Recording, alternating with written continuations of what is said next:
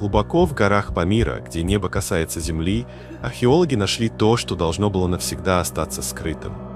Мумию женщины в шелковом платье, пролежавшую в вечной мерзлоте 1500 лет.